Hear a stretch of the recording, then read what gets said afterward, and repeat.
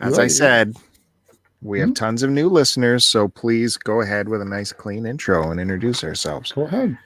Please go ahead and give a nice, calm, warm intro. You love doing it.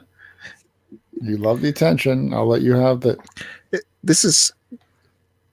I'm seeing you across we're using StreamYard, so I get to see each other as we record here across the internet live on YouTube. Crazy. And Joe's got this weird, that's Joe I'm talking to, has this weird frameage where his eyes are just shooting above the camera back and forth like he's spaced out or something. It's freaking me out. What are you talking about? I don't know. What are you looking at that's above the camera? I want to look behind me. Like, what are you looking at? I'm looking right at you, dude. Is your screen up above your camera now? Yeah, I moved my setup, but see, so you did secret upgrade. He did. I didn't upgrade anything because I can't afford anything. Then how come your look at your eyes? How come your camera, which was always on top of your screen, is now below your screen, even though it was a built-in camera? Because I moved my computer. How is your screen suddenly above your camera is what I ask. Everything's a secret. You're boring people to death. All right. Thanks, everybody, for tuning in. Welcome to STCPod, the Start to Continue podcast. This is episode 271. My name is Bill, and with me always is Joe. And I hope you tune into YouTube, please, so you can see what I'm seeing. It's like when Ray Charles took his glasses off, and it's a wonderful experience. Anyways, thanks for joining us.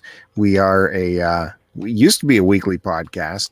My producing partner Joe over there has jiggled things a little bit here and there, and here we are. We get releases when we get releases.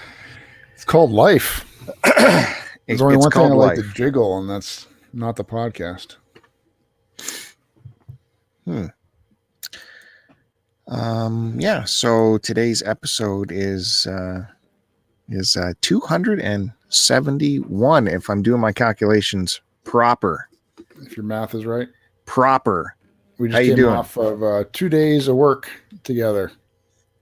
I had a lot of fun. We worked together in the same room again. So we were nipple shitting around quite a bit, pulling each other's tails, joking around, having lots of fun until, for some reason, around noon, the silent treatment began.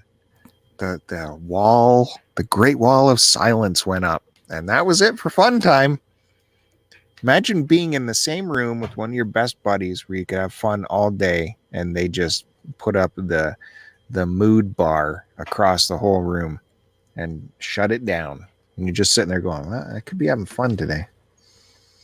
Instead, I could be having fun not arguing with you all day. That would be delightful. What were you arguing about?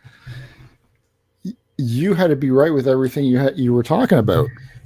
Well, so I'm done. That makes sense. Look if I'm not right, I'm not going to speak it. So if I said it, then I must be right. That's the issue. You're never wrong. I gotta admit that's true, because I contemplate the things I say, and I make sure they're right. You argue with everything anyone says. And you come out with craziness all the time. So I call you on it. There's no crazy. I'm right. What are you browsing so steadily on the internet I'm not right now? Always right. But you never admit that you're wrong.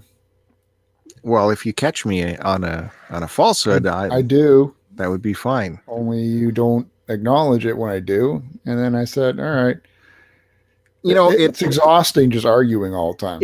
It revolved around Joe's lunch. Shocking. It revolved around food as his eyes continue to dart back and forth. I went out and got a pizza, and you had a hissy fit. Oh, no. You got a spite pizza. So let's label it properly. Oh, no. Yeah. I bought a pizza for myself. It was booby trap pizza. And Bill's like, you didn't buy a pizza the way I like it, even though it's for you. So it's out of spite. No one would eat that pizza. No one. I got my favorite pizza, which is pepperoni, mushrooms, black olives, and anchovies. It was only olives and anchovies. And it mushrooms smelled and pepperoni. It smelled like. And you go, this smells like an Italian. All right, what? No, I did not. It smelled like gross old fish. Because this wasn't from like a pizzeria who has fresh anchovies. This was from Domino's. Can you imagine getting fish from Domino's? That was the only option we had. Joe's like, I'm gonna get a pizza, and I know I like to pretend I'm a good guy, and I offer slices to people around me. And how do I stop them from taking a slice? I'm gonna get olives and anchovies from Domino's on my pizza. So it was a spite pizza. It was well played. Well played. It's everything that I like, though. Did you enjoy it? I ate all of it. Yeah. Right? To finish off the spiteness of it. Well played. Well, you weren't having any, so what am I supposed to do? All right? I'm just saying, I'm putting it out there that perhaps you got a pizza that even you would dislike so that you would not have to give any out for spite and passive aggressiveness. No, I love that pizza. I don't know why. Just because I didn't get your baby boy pizza that has to be all meat. Call it baby boy, but it's what you love. No, I hate it. So that's interesting. It's disgusting. Why would you eat it? I only eat it when it's around because there was nothing else to eat and I'm starving. If only that was true, because we've been through this where there's a pizza Joe likes that he makes everyone get, and then the meat pizza, and he has those two choices, yet he dives into the meat pizza first. Hey everybody, welcome to what my last 2 days at work were like. Dealing with a psychopath. I'm the only straight one there. Like everyone else is crazy. If you're the one who says everyone else is crazy, then you need to look in the mirror because you're the crazy one. A scientist needs to do. I need you to go see a therapist, please. I need scientists to explore, do research on our department, and well, not just where we work, in every department like ours.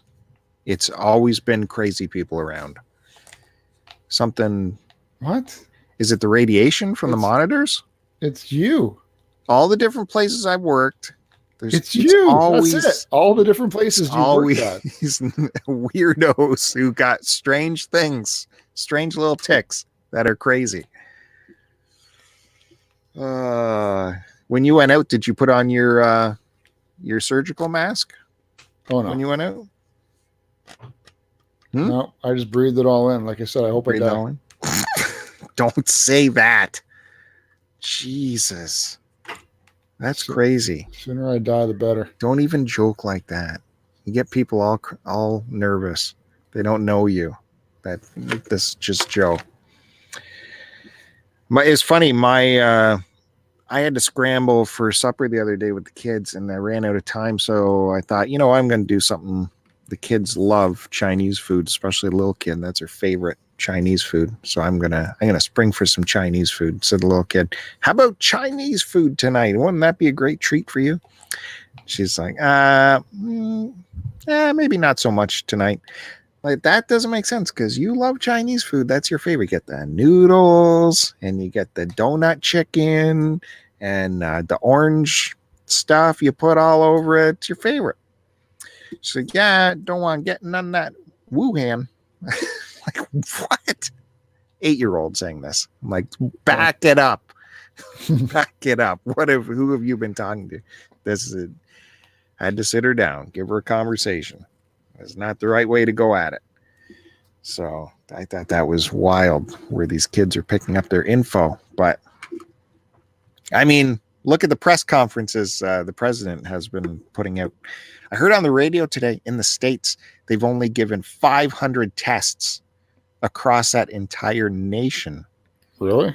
So he's saying, it's no big deal. We don't have many positive patients. Because you're not testing anybody.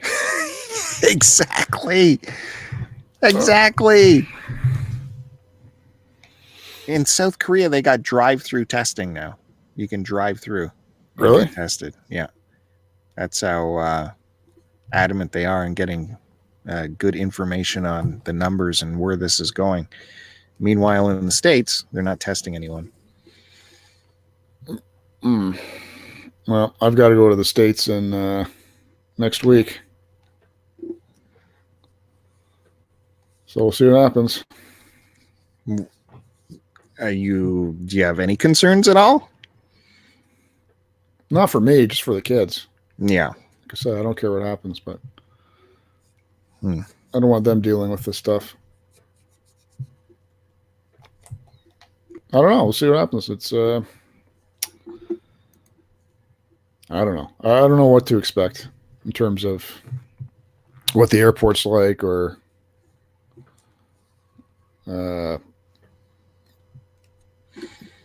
anything else I got to deal with. Well, you're a germaphobe anyways, to the insane amount where you eat your chips with a spoon, where you will grab a cookie by getting a tissue first and wrapping the tissue around the cookie. Yeah, like if I don't feel like getting up to wash my hands, then I won't touch the food, but I'll still eat it. What are you looking at right now? I'm looking right at you. I see you. You are engrossed in the internet right now. I can see you. You don't look me up and down normally in person, so I don't know what you're up to. No, I don't like making eye contact. I see enough of you. I know what you look like. Well, Stephen Eider in the chat has chimed in that in Japan, like shut down all the schools in Japan. Done. That's a pretty wild maneuver. I think they have to, don't they? Crazy. Eric Mighty Q Dog's also in the chat. Hey, Eric. Good to see the Mighty Q Dog. I was talking to him about his in the Q Dog house. He's talking about he's already doing yard work. Are you looking forward to yard work? Are you talking to me or him? No, I'm talking to you. Oh. You are the one I have here. Yeah. What, the spring yard work? Yeah, I like doing that stuff. Ugh. Anything's better than shoveling snow. Yeah, we're getting pounded right here with snow. Pounded. Right now? Yeah, it was whiteout coming in. I bet you it'll be another snow day tomorrow. Today was a snow day. Tomorrow, I bet you will be another snow day. So if I got to wake up at 4:20 again to shovel. Well, you're not working tomorrow, I'm so not working. Just take it easy. Like my picture went crappy now.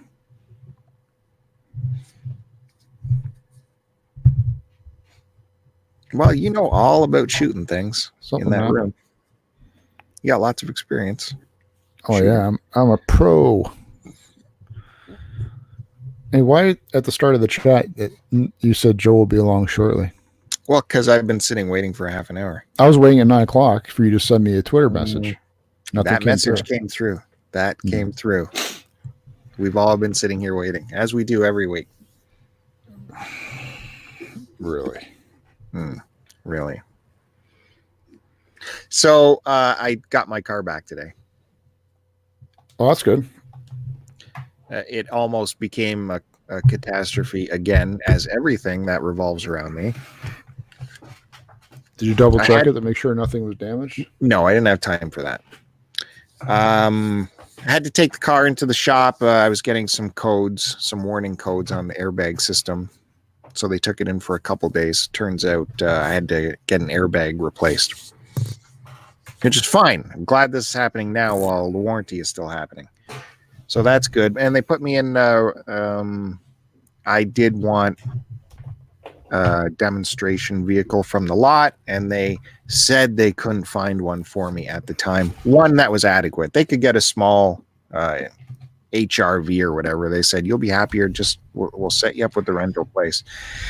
And Enterprise, who's always been awesome with me and you, we've both used them. Yep. And so, okay, I'll go with those guys. And they got, I don't know, this month was brand new car month because all of their fleet was like brand new. And so the first night they put me in a brand new Jeep Wrangler. And so that was fun. I got to bomb around in that. And then we were getting this huge snowstorm. So I wanted something that would get me through the snowstorm, driving to work and back. Needed the all-wheel drive or 4x4, something like that. So they said, we got a Jeep, or there's a F-150 you can drive. So I thought maybe the Jeep would be better on gas and might be better traction. I'll take the Jeep. Took that for the first night. Turns out not better gas. It was horrendous on gas and rough. It's a Jeep, man. So it's rough riding, bouncing around. The cabin is certainly not quiet. Lots of wind noise. Feet are cold. It's, you know. It's a overall poor design.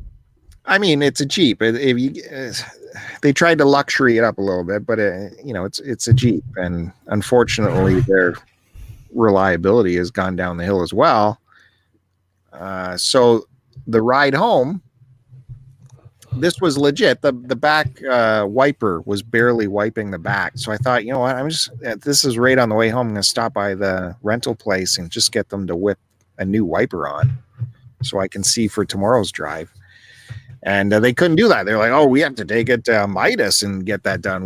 We can't do wipers. I'm like, oh, I guess I can deal with it. And they're like, no, why don't, here, take this back and take the truck now instead. So, okay. So it took a Ford F-150, brand new 2020. And this thing was a monster. So friggin' huge. But after that Jeep, it was like riding in luxury comfort. The seat just swallowed you up in comfort. It was so comfortable. And man, you need a ladder to get into this thing. It was huge. Definitely was not fitting in my garage. That's why I drove around today. So that was kind of fun. And it got better gas mileage than the Jeep. Can you believe that? Yeah, only if you travel on the highways. Well, it was the same drive 2 days in a row. No, but I mean, oh, I see what you're saying. Generally, overall, trucks do have good mileage when they're traveling on the highway. It was a real usually the newer ones too. Half their cylinders shut down. Mm-hmm. Except this was a base model, so no auto start. I couldn't fit in my garage, so that was a nightmare in the morning getting into a frozen vehicle.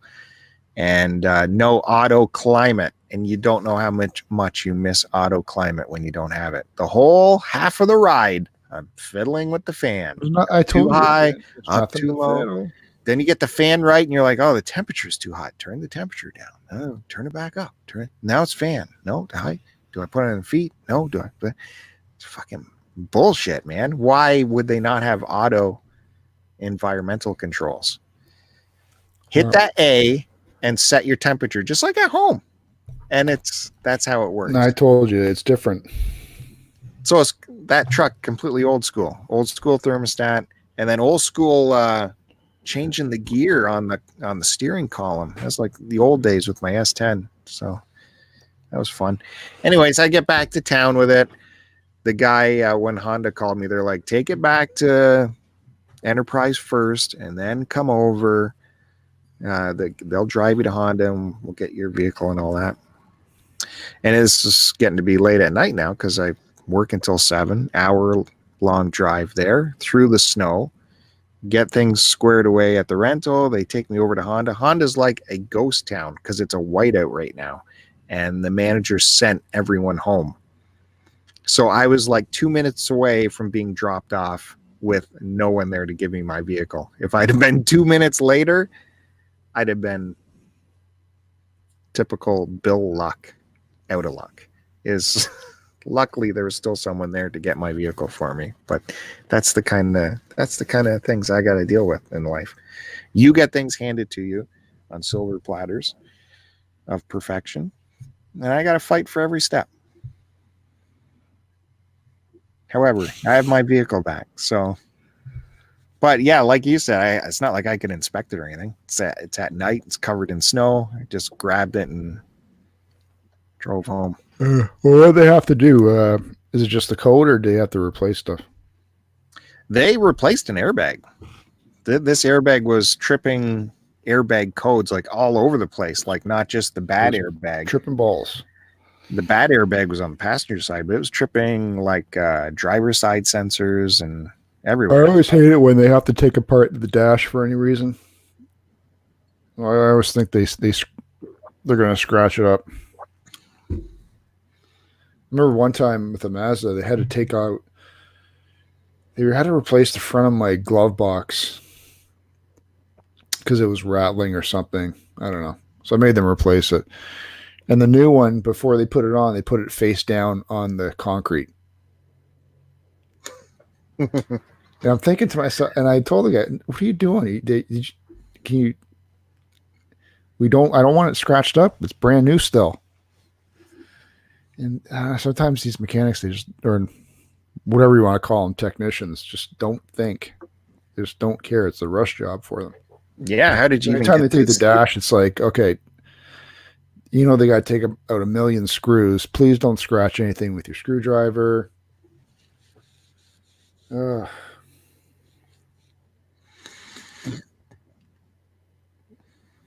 Hopefully you don't have any more issues with your car. Yeah, but also I kind of hope I do, like get it all shaken out before the warranty runs out. Any kind of weird stuff like this, because that's there should be any weird stuff, man. Well, if it's gonna happen. What year is it for the passport? Mine is last year's 19. No, but how long has it been around? 19. That's it. There was one in the 80s, but that was a completely different. It was an Isuzu rebadge. This is kind of a rebirth based on the Pilot frame coming in the 19. You think they'd have all the kinks ironed out? Well, that's why I wasn't. Normally, you would never buy a vehicle in its first production year, but because this is basically a Pilot, just modified a bit, I was a little bit more comfortable getting into it. I started watching. I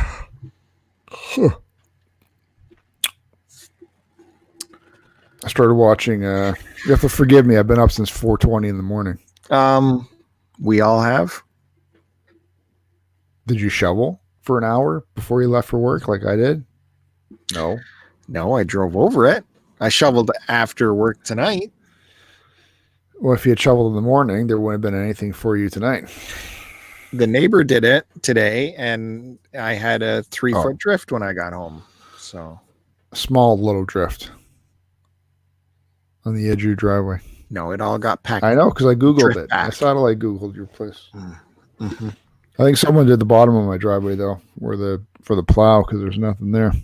Now, before we go any further, was our boss telling us that his plow has the extra attachment that grabs it so it doesn't throw it all in everyone's driveway? No, it says there's a vehicle that follows that has an arm that comes down and rakes the bottom of the driveway after the plow goes by. Wow, that's great too. That's amazing too. Because I did see in the news this one plow that has the blade, and then it has another blade that comes right down in behind it, but it has a scoop on it. So when it hits a driveway, that scoop comes down and just grabs all that and then piles it at the edge of the driveway. So yeah, but how does it know where the driveway is? Well, the driver must be triggering that second blade to come down every time. You should be watching the road. What do you want, a co-pilot? Yeah. How about safety reasons? What if there's a car on the road or something, or some? Run it down, because these pricks that park on the road. Good night. No, I park on the road. You shouldn't. Well, I only park on the road when my wife has to go to work in the morning before me. Otherwise, I park in the driveway. We can't all have massive Q-Dog driveways. That's true. What were you saying? I don't know. You went crazy. Yeah, because I love this idea of a plow that doesn't lock us into our driveway with a ton of snow. They should all have that. And then I started watching Lock and Key tonight. I don't know, man. That seems.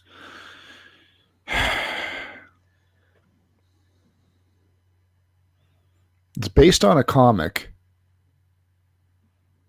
I don't know if I liked how it's. I don't want to. It's not ruining anything, but I don't like how it started with the guy with the key, and then the house.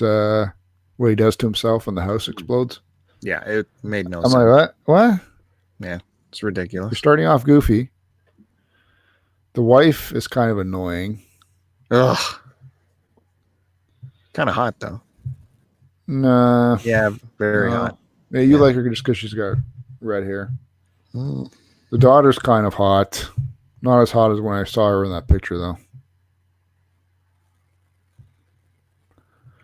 And then the youngest kid hearing voices about a girl in that stupid well. Yeah, don't tell anyone. That's all I'm saying. I'm less than halfway through it, I think. I had to turn it off. I was getting freaked out. Oh, you mean the first episode? Yeah. Oh, no, you won't get freaked out. It's not scary. I got freaked out already. No, I thought you meant... It's the way they do these camera shots, man. They do all the spooky shots, like no, sitting at the kitchen table alone, and then there's that slow pan. There's the slow movement in from behind, like something's creeping up on the person, but there's nothing there. Shit like that. I don't need that in my life. Oh, I think because you're in half dreamland when you watch these things. Because my imagination's active enough when I'm alone or in the dark that I need lights on. Didn't it drive you nuts how they didn't care about this house or anything? They weren't excited to go check out the rooms or go exploring. They're just like, whatever. And then that brother is sketchy too. Oh, the brother. Yeah, the other brother. Adult. What? The other adult, not like. Well, he's the brother-in-law. Yeah, but the family is a sister and two brothers and a mother, and this is the brother-in-law to the mother, is what you're talking about. Well, yeah, who else would he be a brother-in-law to? Well, the way you're talking, people might misinterpret that you're talking about the brother as in the kid. No. The teenage brother. No, brother-in-law. I said brother-in-law. Brother. No, you didn't. Yeah, I did. Okay. The second time I said brother-in-law. And it was a raging Canadian, so kind of throws you off.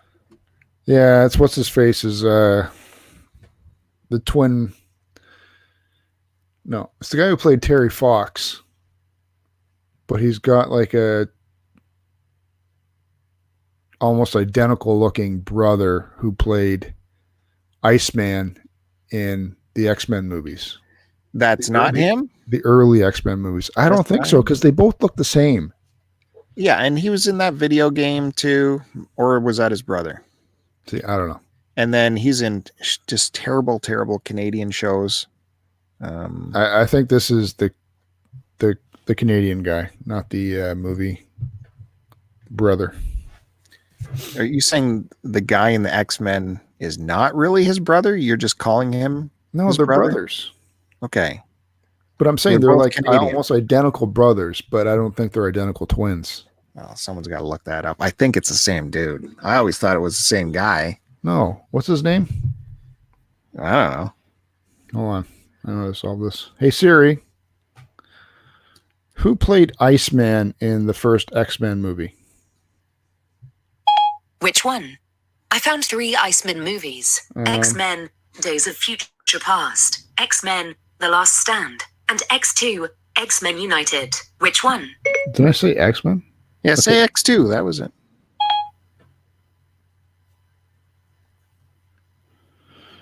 Who played Iceman in the first X-Men movie? Come on. Which one? You just well, asked? I know. Well, she's confused. Is it just called X-Men? Yeah. Or Or X-Men First X2. Class? X-Men No, was in not- 2000. Okay, I'm going to go to 2000. X-Men features Patrick Stewart, Ian McKellen, Hugh Jackman, and others. I want details. I can't do that. You don't have the Apple TV app installed. Hey Siri, Just click on it. it didn't let me. Show me the cast for the first X-Men movie. Which one, Joey? Which one? Here are some options movies. The Wolf. X-Men features Patrick Stewart, Ian McKellen, Hugh Jackman, and others. What is this Apple TV nonsense that it keeps Just wanting me to click do? on it. The link. It's not letting me, dude. Holy Christ. It's not me. It's Siri. Let's do this the old-fashioned way. Yeah.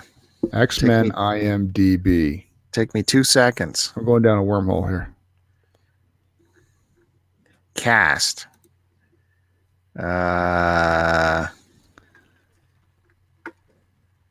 It's not listing it. Additionally, Bobby Drake, Sean Ashmore. Okay. Boom. Yeah, that's. What do you mean, boom? Are you that's saying what I that's said, dude? Are you saying that's not the real guy we're talking about? You're thinking of this guy's brother? Hey Siri, who is Sean Ashmore's brother? The answer I found is Aaron Ashmore. Okay, Oh, Aaron shit. Ashmore You're right, dude. is a Canadian film and television actor. I'll tell you when you're right. Sibling Sean Ashmore. See more on IMDb. Yeah. It's Aaron Ashmore, but this is not the guy who's in Lock and Key. It's Sean Ashmore. Are you sure? Yeah, because this Aaron Ashmore doesn't look like him, but I'm not sure. And he's in that crappy show Killjoys right now. Dude, the Canadian one is the one in Lock and Key. They're both Canadian. Yeah. Well, yeah, mother. This one is. I'm on his IMDb. Okay. Does it say Lock and Key And right he's now? the same guy who, and this one is the same guy who's in the Killjoys TV show and Lock and Key. Okay, you're right a second time. So But it is they the look brother. the same. The picture they're showing on Wikipedia doesn't look like. Well, they've They got also a bad aged. picture. They got a bad picture. Anyway, Oh man. all right, that was a good wormhole we went down. Aaron Ashmore is in Lock and Key. I would have Sean Ashmore swore is Iceman. that was Sean Ashmore. So who was in all of those terrible Canadian shows? Aaron Ashmore. He gets the terrible shows. He was the Terry Fox guy. He was Terry Fox too? Yeah. Hold on, where is it? He was also in Cardinal. He was also in Lost Girl. All these. He was in Smallville. I'm pretty sure Aaron Ashmore was the one in. But I don't know when that Terry Fox thing came out. That was a while ago, right? That was a while ago. He was in The Skulls.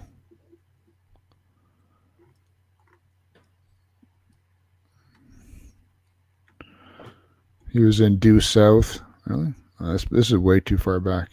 Maybe it wasn't Aaron Ashmore then. Hey Siri, who played Terry Fox? Terry Fox story that features Robert Duvall, Eric Fryer, Chris Macapese, and others. That's not right. Well, Sean Ashmore has also been in terrible Canadian shows, such as he was in Earth Final Conflict, Outer Limits, Smallville. Oh, Terry. He was Terry in Terry Fox. But I'm not seeing the really terrible show that I ran. It was so bad. where he was a demon hunter, and I can't remember. Oh, they are twin brothers. Okay. Fascinating. This is the Ashmore podcast live across YouTube. Where did all of our viewers go?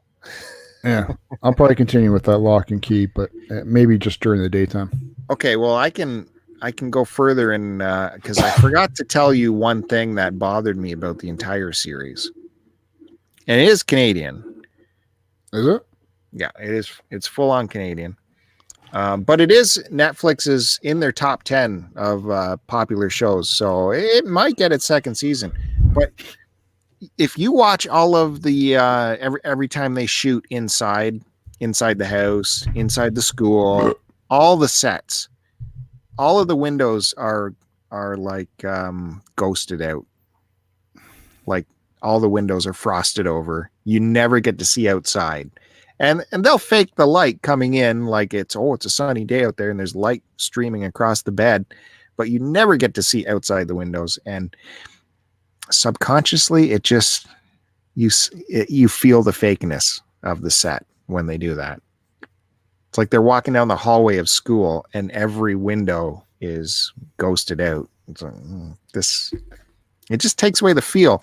And part of the appeal of that show for me was the set, was that house. I love seeing and exploring big old. Why wouldn't they just use a real house? I know. A real school. And apparently that whole exterior, are you going to be okay? Is it the Angels? I'm listening. That whole exterior and the well house, all that they built all that. The whole exterior, what? The house. That's not a real house? According to what I read, they built that house. So yeah, it's probably a shell. Why would you waste a budget building a shell of a house?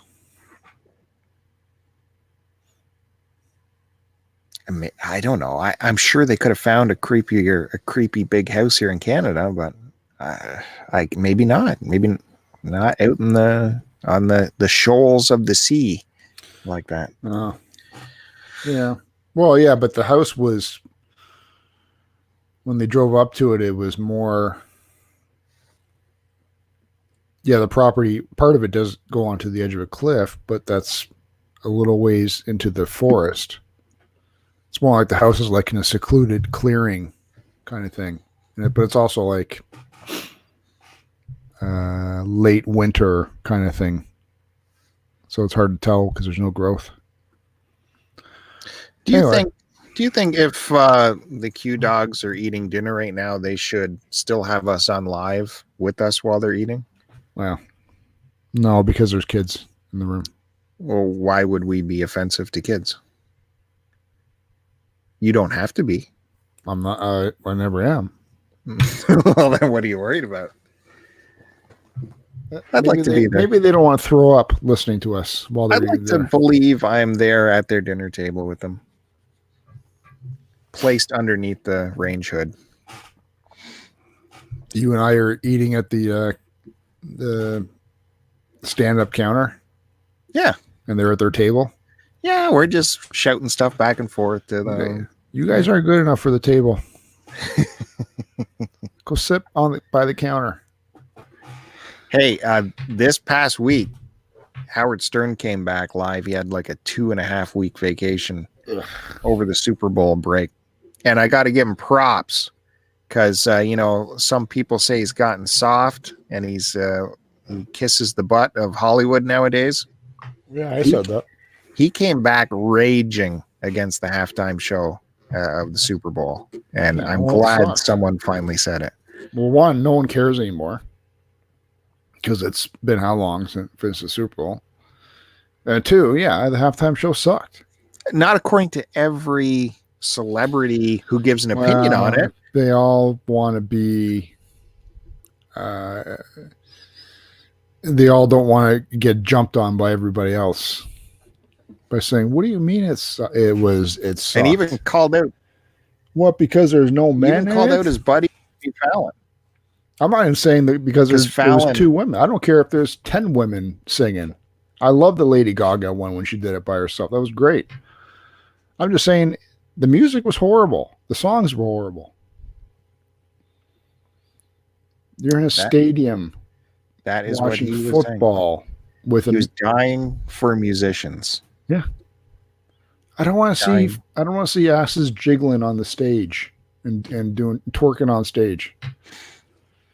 So they called up the Jimmy Fallon interview he did with J-Lo, where he was gushing over every move she did on the thing. He's like, "Oh my gosh, you were fantastic! Oh my God, that was so good! I couldn't believe it." Anyways, it was nice to hear someone official like that rail against that halftime show. It was good. Unfortunately, it's also how long past the time that it happened. So, well, you know, us Stern fans were anxiously awaiting to hear his stories about the Super Bowl. There you go again. This is what I got put up with all day. Oh, really? What is so wrong with that? This is what you go, us Stern fans. And he did something and you refuse to acknowledge that he's gone downhill. He's the best now. He did something else surprising, which we know he's generally pretty tight with the purse strings around his staff. It's kind of legendary that even though he's a multi-millionaire, some staff members, you know, don't get a lot of dough, or when they fall on hard times, he could just easily chuck $100K at them, and it's never ever happened. Anyways, Richard Christie, who you know is one of the writers and sometimes performers on there, and was a huge Kansas City fan. And every time he came on the mic to talk about it, he couldn't help but break into tears, because that's his team that he watched with his dad growing up and all that. And now Kansas City was going to the Super Bowl, and he was going to be able to watch it on TV and talk to his dad about it. And every time he got on mic, he would start crying, and they would have fun making fun of him for that. And Fred would get on the mic and start, you know, imitating him. And it was a good time. And then we found out that the Friday before the Super Bowl, Howard decided to get Richard Christie and his dad tickets for the Super Bowl. I was just thinking, why? I wonder why Howard never, if they knew, as soon as they knew KC was going to be in the playoff or the Super Bowl, he should have, just for the story of the show, got him tickets. Yeah, absolutely. Like Gary was going, he got his own tickets, and the callers called in and said, "Gary, why don't you take Richard with you?" And Rich was like, "No, you don't have to do that. Gary got his own tickets." And so yeah, it turned out at the last minute Howard got him a ticket. And what's even more interesting, Richard was there, and so Gary was there, but he was on his own. But Gary did end up talking to Robert Kraft's son, you know, owner of the Patriots, about you know, the game and all that, and how's it going. And this Kraft guy is also a big Stern fan, knows about Richard, and he's like, "You guys got Richard here, right?" He's like, yeah, Howard actually ended up getting him seats. And Kraft's like, where did they put him? And so Gary's like, yeah, he's you know, up there, whatever. And this I forget his name, something Kraft's like, "Oh, no, that's not good enough for Richard. I got some seats for him." So they actually moved him to the 50-yard line, like 5 rows from the bottom, like really aced him up. So, and then, of course, that first show back, all is Richard crying about how amazing everything was. Thank you, Howard. Thank you, Howard. It's good stuff. Good radio. Good stories. See, that would be. I would have enjoyed hearing that. But so, yeah. It's been a while since I've actually enjoyed it. It's been years since I've. Well, you haven't listened. Well, because it started going downhill, and I got angry with him in terms of how he was treating everybody, and I don't think he's been loyal to the staff. You know, he's a tough one, because he hasn't been, but he has to run this conglomerate too, so he has to look after his brand. So but if the people aren't doing the job, that's different. Yeah. How many guys have been with him and have been doing the job? You know, get rid of Robin Quivers. Who cares about her? That will never happen. But Fred doesn't get enough. Poor Gary gets kicked out of his own office by the new showrunner, or whatever you want to call her, producer. Yep. Like you said, Richard and Sal don't get many benefits. I don't know. Yeah, the E-Talk guys got let go. Like the TV show the TV show staff got just fired. Yeah. Released. Yeah. He's cut other staff.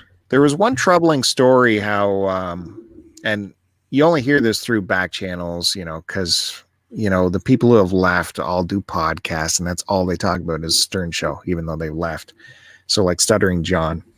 And like Scott the Engineer, who we remember stories about Scott the Engineer, right? They'd make fun of him because he couldn't fix anything. They loved yelling at him. Is he not there anymore? No, not that I know of. I don't know if he's still with the company or just got left, but his wife was dying of cancer, and the States, how you going to pay for that, right? So he had actually set up like a GoFundMe and stuff like that, and was really not begging, but looking for money to help save his wife, and didn't get a dime from Stern. Whereas someone who has 500 mil could just solve that problem, right? Without any kind of. Well, 500 million was for the 5 years of the contract, right? Mm-hmm. And that covered. Yeah, okay. He probably got paid himself like 100 million out of that 500 million, whatever, right? Mm-hmm.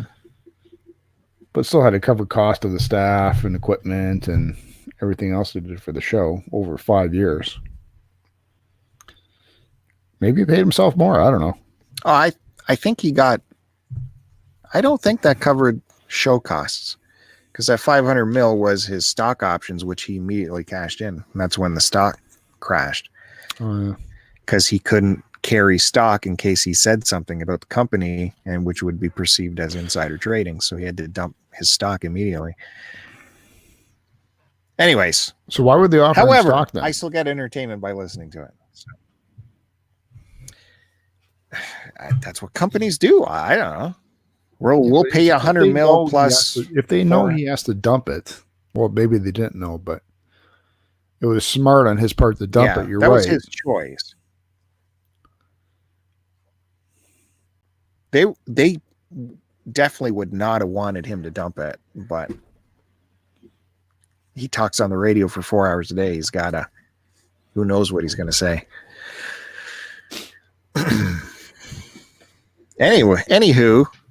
Anywho, that's the Stern talk for the episode. But like I said, he was lamenting how there isn't musicians at the Super Bowl, and he was talking about all the prior great musicians who, he's like, where is music nowadays? The 70s music and the 60s music. And he did mention like Crosby, Stills, Nash. And I did happen to catch there is a new David Crosby documentary. And where did I see it? Was it Netflix? It's called Remember My Name. It's a Cameron Crowe documentary. He produced it. He didn't direct it, but he's involved. We love Cameron Crowe. He knows his music. And he was like the guy interviewing David Crosby way back then. And they even played some of his original interview when Cameron Crowe was a kid interviewing David Crosby. And it's a raw documentary. Doesn't pull any punches. I don't know if you know any of the history of David Crosby and all the stuff he's been through. And, he was with the Byrds originally because he's such an ass. He got fired from the Byrds, even though he has a ton of talent. And then resurrects his career with Crosby, Stills, Nash. Again, beautiful situation. Neil Young comes in, elevates it to this whole nother thing. And fast forward to today, where he, as he says, like, he doesn't talk to anyone. Anyone who's still alive, no one will talk to him. They all hate his guts. Even Nash, who his relationship was like on a daily basis, talked to Nash every day. Will not talk to David Crosby anymore. Neil Young says it will never happen, a reunion involving David Crosby. So it was cool seeing this documentary and seeing his life. You remember he needed the liver transplant, and everyone said, why are you giving him a liver transplant? He's just going to blow through it again. He went to jail, heroin, cocaine, everything. And then they show clips of the last reunion Crosby, Stills, Nash did together. And it's some embarrassing performances. They were so off. It was, oh my God. He talks about that. It's a really good documentary. Look for it maybe on Netflix. No, it wasn't Netflix. It was HBO. Or it was on our movie channels. HBO, Crave here in Canada. It's called Remember My Name, David Crosby documentary. I first heard about it because Stern went to see the premiere of it, and he sat beside David Crosby for the premiere. And there's a Stern interview. Clips are involved in the movie. So all comes back around. It's good stuff. You'll like it, Joe. Even you will like it.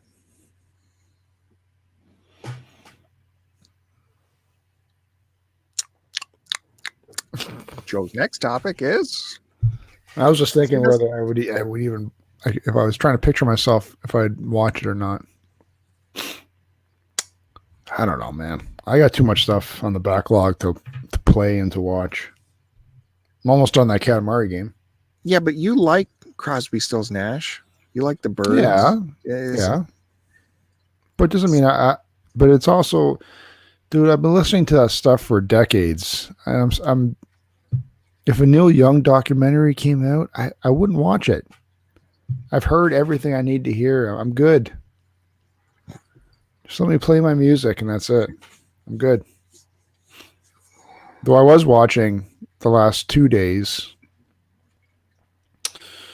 the WWE Network gave Stone Cold Steve Austin, his own podcast kind of thing. And this is actually separate from it. This is, I forget what they call it. It might be part of the podcast, but they gave him sort of like free reins to do an hour-long show where he interviews one-on-one at a table. This is where Bill, now you're pulling to me. He's got his arms behind his head. He's leaned back, looking up the ceiling. I'm listening. If you're into wrestling, like Chris Roberts, you should pull it up. There's only 4 episodes so far. It sounded so stupid. No, it's just him sitting down with another wrestler talking about how they started in the business and giving backstory. And when he set it up, he specifically demanded free reins from the WWE in terms of no censorship. They can say whatever they want. He gets access to their library. So it's been Undertaker, Kane, Goldberg, and the Big Show so far. And I've listened to Big Show and Goldberg, and they've been really good. Oh yeah. All I could hear was whoa, whoa, whoa, whoa, whoa, whoa, whoa, whoa, whoa, whoa, whoa, whoa, whoa, whoa, whoa. You're not on the wrestling show right now. You can talk like a human. They're talking like humans. So I want to hear I'm probably going to watch the Kane one next. Or maybe the Undertaker. Anyway, it's pretty entertaining. Surprised at some of the quality stuff. See, that's sort of what I'm...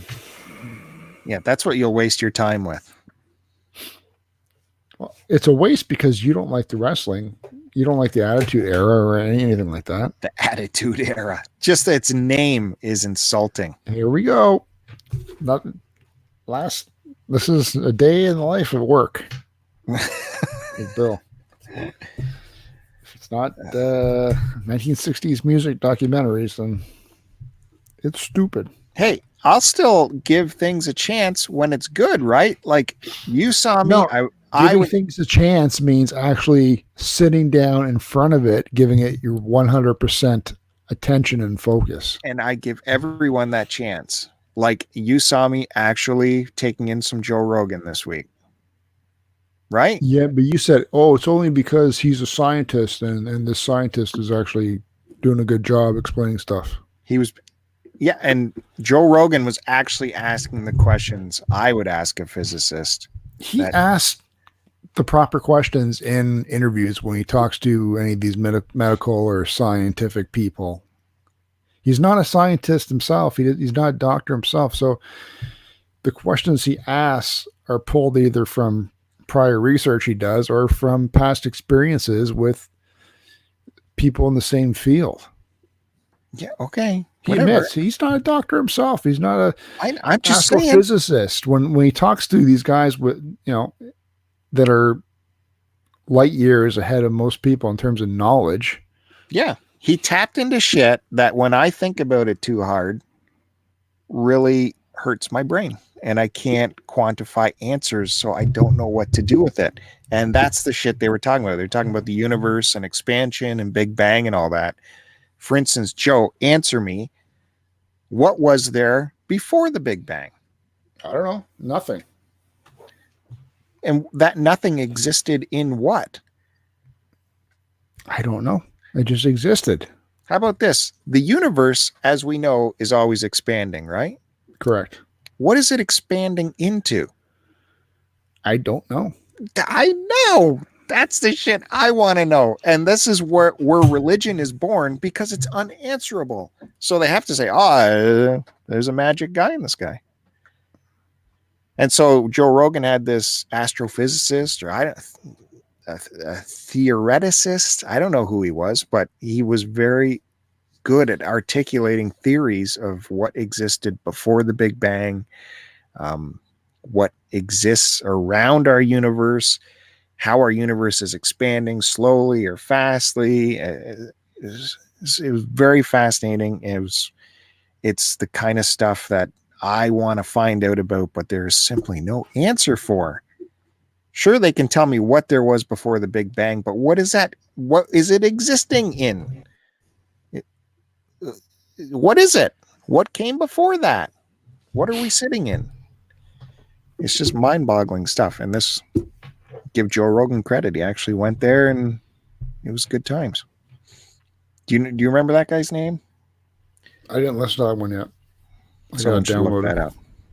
Give that one a try. It's on YouTube where he puts his show into clips, so you can watch like 15-minute clips. Is it Brian Greene?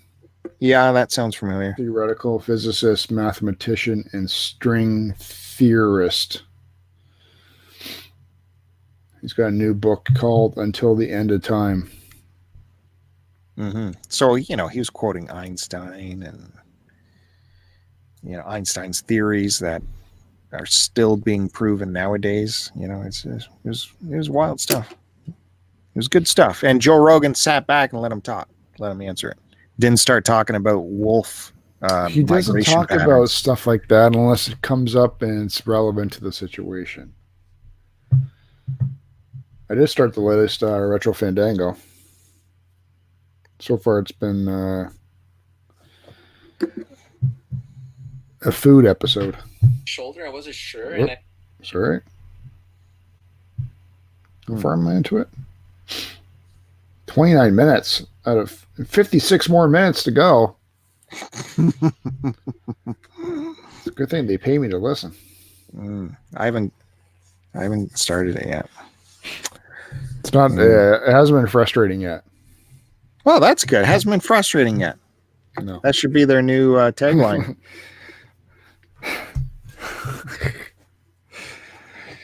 Speaking of podcasts, I want to tell you to keep an eye out for one. I know you're subscribed to the Cartridge Club feed, and I want you to keep an eye out for the next episode of the Cartridge Club Portable, where they are playing Link to the Past, not Link to the Past, Link Between Worlds. And I played through it and finished it, mother. Unlike Joe, who does not finish games. I played through an entire Zelda game. The games I play are long and strenuous, and it's nothing that you'd be able to handle. So I suggest keep a listen out. How's that game that I lent you? Have you Watch even tried it? your notifications for the Cartridge Club Portable Podcast Game of the Month, and there will be a special moment there. There'll be something special happening in that episode. No. That, of course, is hosted by my friend Curtis. Sounds like Bill wants attention, everybody. So please shower him with affection and love. Look at all the stuff I haven't even gotten to yet, and we're already at an hour here, folks. See, I actually put effort in to show us stuff to talk about. Well, the big star. We get to wrap it up. The big star we just bounced stuff off of. Also, I can tell you, I don't know if I told you yet, the big news that my days off have been granted. So in April, I have the entire weekend off for the Barrie Game Exchange.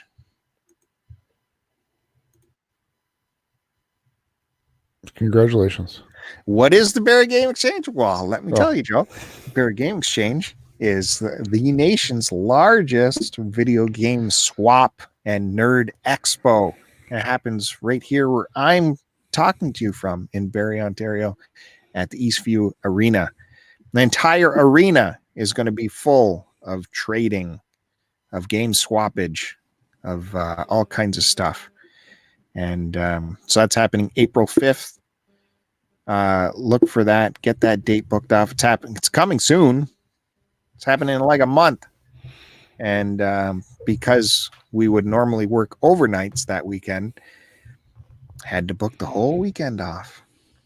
So I am free. If people are up for stuff, as you all know, I am more than welcoming, unlike the other person at the end of this microphone.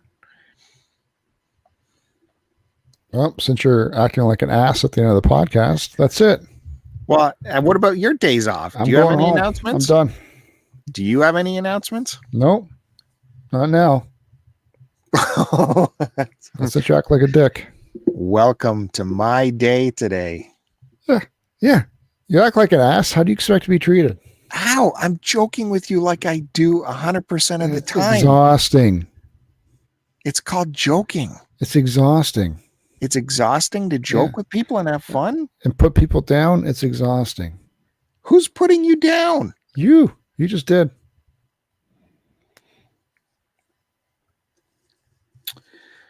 Holy mackerel. I'm telling you. That's 2 days. I don't need 2 days in one night, especially when I'm at home. Going into the days off. And you know, you're not going to be in next week, right?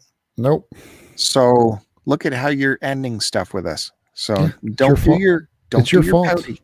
It's your fault. Don't be pouty. Go on a positive. You shouldn't have said what you said. I didn't say anything, but you weren't helping me with the promo for the Great Barrie Game Exchange. You were saying enough. So, people, please go to, as you can see on the screen here, barriegameexchange.com, or you can find them on Facebook. And not only that, you can find, I think it's on Facebook, you can find posters you can print out.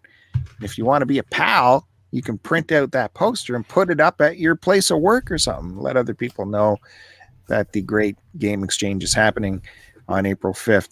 And you will find myself, you'll find Joe there, you'll find 3 other Cartridge Club members working tables there. So you can get the Cartridge Club experience at the same time as you go and play some games. So that'll be exciting. Big Cartridge Club representation at the Barrie Game Exchange. Doors open at 11. Don't forget.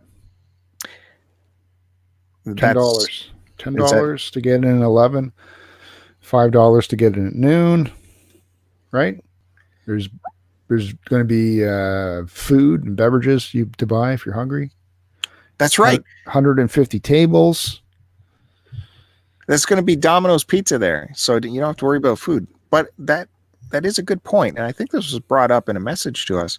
What are your thoughts about people coming by your table with a piece of pizza in their hands, and then they touch your stuff? Depends what they touch. You'll be okay. You won't go insane. Well, there's already a million people. What if I'm selling it? It means I don't care about it. So yeah, I don't care. There's some people that show up that are just thing. Let's just say game shows and swaps and exchanges, whatever you want to call them in general, aren't always filled with the cleanest people. So either them having pizza and then going around touching stuff, or them just having greasy, dirty hands in general, touching stuff. Is there really a difference? Yeah, please, guys, let's keep it clean. There'll be lots of bathrooms there, lots of paper towels. Keep it clean. It's yeah. All right, thanks everybody for listening to this episode or watching. Anybody watching? No. What were you going to say? No, nothing. Thanks to Haji for putting on a good game show. Yeah, of course. This episode of Start to Continue, I did have a lot of cool stuff, and there were some celebrity passings I wanted to talk about. We'll have to wait for next week.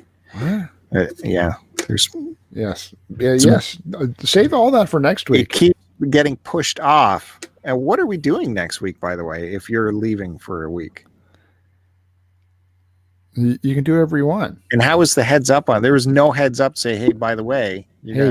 By the way, I told you about this months ago. Woo. Okay.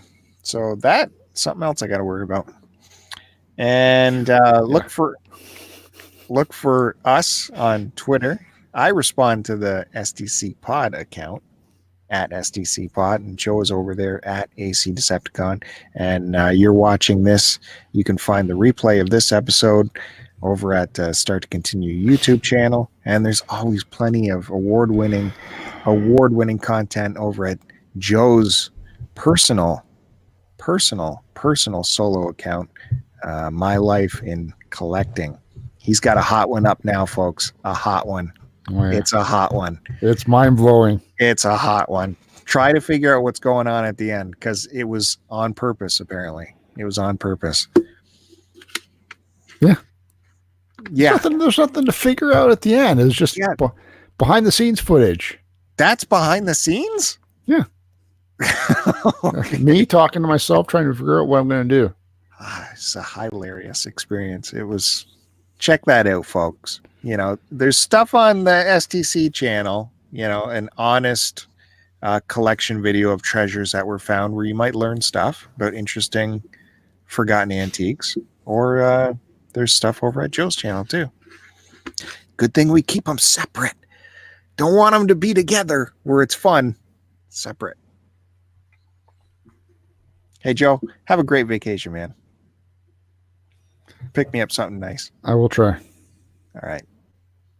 Peace out. Post it. We still got 2 viewers, and we're ending it. Oh, man. Who's watching? I don't know. Thanks, guys.